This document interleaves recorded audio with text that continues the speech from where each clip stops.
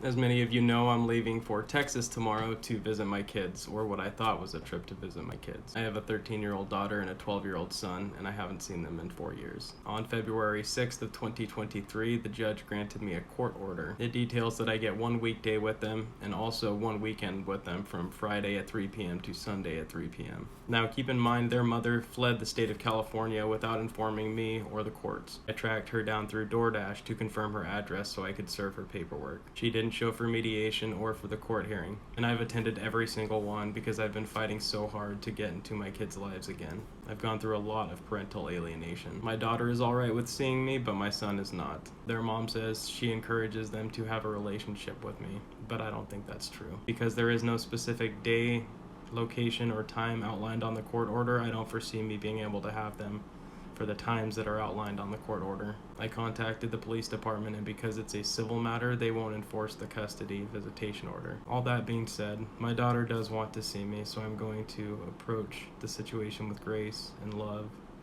and understanding. They are so fragile, and I just want to start the healing process with them. To my knowledge, I don't believe my kids are old enough to make their own decision to overrule a court order to spend time with me.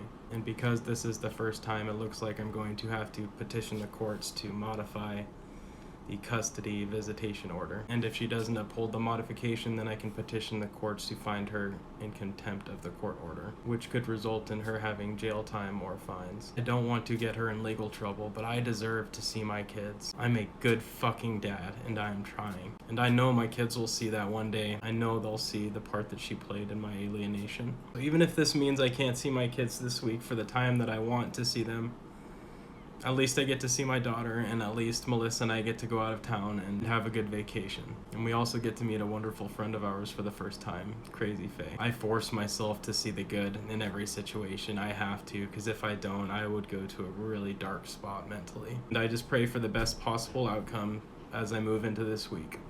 Please pray for me.